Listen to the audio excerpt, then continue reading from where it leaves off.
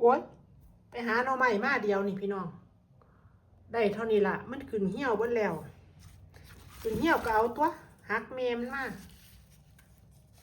อยากกินแกงหน่อไม้บ่มีน้ำยานางบ่นี่ต้นนี้ก็ขึ้นเหี่ยวแก่ล่ะสิปอกเปลือกอันบ่ขึ้นก็มีอยู่หันสันโพดบางเนี่ยตาเสียดายตัดเอานอนหน่อยๆจีเอาเก็บมาให้เรียบเพราะว่ามันอึดมันอยากบานี้ถือใบมันค่ายบานี้เอ้ยแขนเป็นพื้นบานี้พี่น้องเอ้ย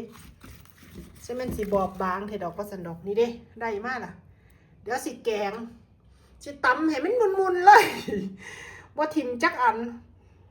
นแก่อันบ่แก่กับสิตำให้มันมุนๆแล้วก็สิแกงใส่ข้าวเบื่อใส่ผักกระแยงซื้อมาจากร้านไทยแซ่บๆเนาะแต่ว่าน้ำยานางบ่มีไปร้านอินเดียแล้วมันบ่มีเดี๋ยวสาวตุ่มสิไปร้านเวียดนามหาเทื่อมันมี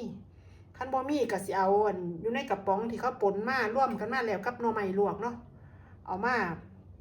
ถอกน้ำมันใส่แกงหน่อไม้บานนี้หน่อไม้ม้วนอยู่ในกระป๋องลวกนั่นหน่อไม้ลวกก็สิเอาไปเฮ็ดซุปแต่ว่าสาวตุ่มเฮ็ดซุปหน่อไม้บ่เป็นดอกหังสิเบิ่งอยู่ใน YouTube เอาว่ามันสิเป็นจังไดเดี๋ยวจังมาเบิ่งกันว่าบัดสาวตุ่มปอกแล้วมันสิได้พอถ้วยบ่เทิงน้ำเทิงตอนก็สิได้อยู่ตัวเนาะซื้อเฮ็ดมาใส่พร้อมซื้อเฮ็ดอีหยังล่ะเฮ็ดอีหยังล่ะเฮ็ดฝรั่งเจ้าของไปเก็บอยู่แต่ว่าเอาลงไปไว้สั่นใต้ดินขี้คร้านไปหาเฮ็ดอบแห้งแล้วนะก็เลยสิเอาอันนี้ล่ะมาแกงใส่เฮ็ดพี่น้อง